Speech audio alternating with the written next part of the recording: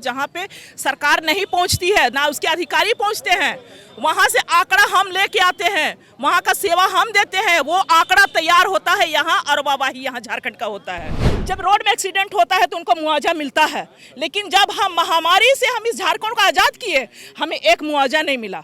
हम एक यहाँ के वोटर हैं, यहाँ के बसिंदे हैं और यहाँ के हम मूल निवासी हैं, तो हमारा हक ना छीना जाए। 1.5 महीना गुजर गया, अभी तक उस पर कोई भी कार्रवाई नहीं हुई है। आज जब हम भीड़ लेके आए तो ये पीत पत्र लेके सामने आ रहे हैं और आज उनका नींद खुल रहा है और वो बोल रहे हैं कि आज हम सीएस के पास जा रहे हैं और इसकी चर्चा करेंगे। हम उम्मीद ये करते हैं कि ये जो पॉजिटिव सोच है ये बरकरार रहे। चला गया 15-16 साल से हम जो इसमें सर्विस दे रहे हैं, तो इसमें हमारा तो कुछ भी नहीं बचा, ना हमारा भविष्य है, ना हमारे बच्चों का भविष्य है। लेकिन अगर हम नियमित होते हैं तो कुछ हम अपने स्वास्थ्य के लिए, अपने परिवार के स्वास्थ्य के लिए कुछ हम बचा पाएँ।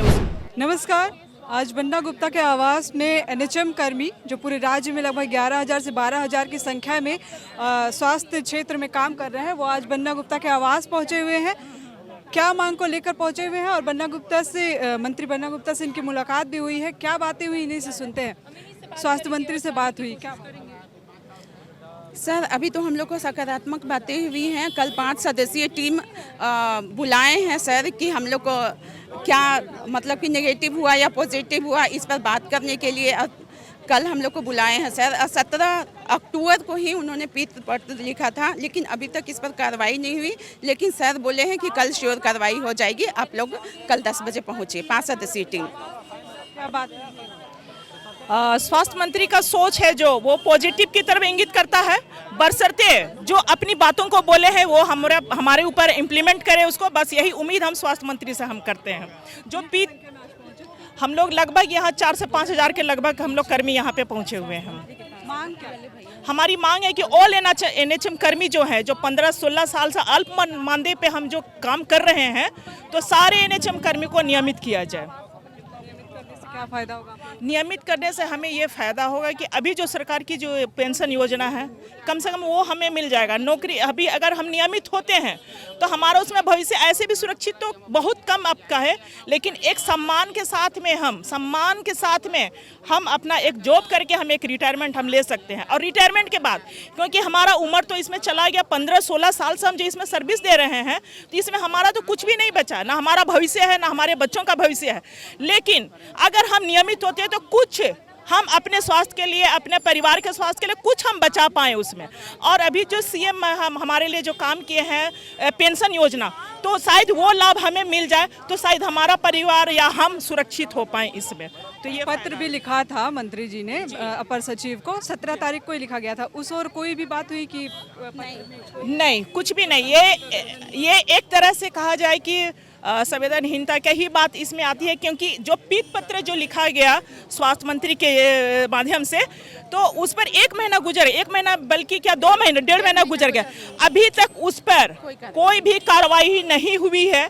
आज जब हम भीड़ लेके आए तो ये पीत पत्र लेके सामने आ रहे हैं और आज उनका नींद खुल रहा है और वो बोल रहे हैं कि आज हम सीएस के पास जा रहे हैं और इसकी चर्चा करेंगे। चलिए, ये हम मानते हैं उनकी पॉजिटिव सोच है, बस हम उम्मीद ये करते हैं कि ये जो पॉजिटिव सोच है ये बरकरार रहे और इसी साल में हमें ध्यान में रखते हुए, हमारे उम्र को ध्यान में रखते हुए, हमारे परिवार को ध्यान में रखते हुए, जबकि कोविड के समय हमने अपने परिवार को ताक में रख दिया, अपने बच्चों को ताक में रखा और हम कोविड में घर रास्ते पे निकल के हमने काम किया। बहुत सारी हमारी ऐसी एएनएम हैं, जो साथी हैं, जो अपना जान गंवा चुके। जब रोड में एक्सीडेंट होता है तो उनको मुआवजा मिलता है, लेकिन जब हम महामारी से हम इस झारखंड को आज़ाद किए, हमें एक मुआवजा नहीं मिला। तो आज हम उम्मीद करते हैं स्वास्थ्य मंत्री से कम हमारे लिए ये पहल किया जाए कि हम नियमित हों। गांव, सड़क, नदी, नाला, पहाड़, गांव, ऐसा सुदूरवर्ती गांव में, ऐसे जंगल में, हार्ड टू रीच एरिया में हमारी बहनें जाती हैं और वहां जाकर काम करती हैं मात्र 15,000 के अल्प मानदेय में। इनका तो पैर का जूता भी इतना में नहीं आता, मतलब इससे ज़्यादा का आता होगा, और हम लोग का वो महीने की सैलरी मिलती है। क्या हमारे बच्चे को मेडिकल खर्च नहीं होता? क्या हमारे बच्चे स्कूल में नहीं पढ़ते?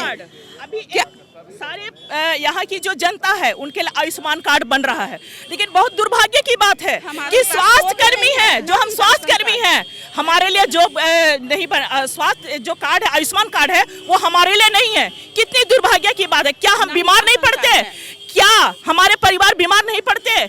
क्या हमारे जो परिवार है वो कभी मरणासन पे नहीं जाएंगे?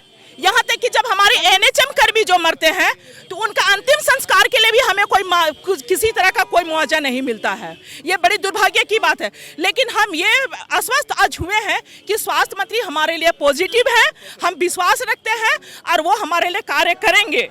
हम इसी विश्वास, और बल्कि हम यहाँ की जनता हैं, हम यहाँ के वोटर हैं, हम इस राज्य के वोटर हैं, यहाँ के हम भी वोट देते हैं और सरकार को यहाँ बैठाते हैं यहाँ पे। तो मंत्री महोदय से ये आग्रह है कि इस बात को भी ध्यान रखिए कि हम एक यहाँ के वोटर हैं, यहाँ के बसिंदे हैं और यहाँ के हम मूल निवासी हैं, तो हमारा हक ना छीना जाए, इस बात का ध्यान। आप लोग 2005 में कब हुए? ये एनएचएम आया, ये 2005 में आया, हमारी नियुक्ति 2007 में हुई है। महिलाएं?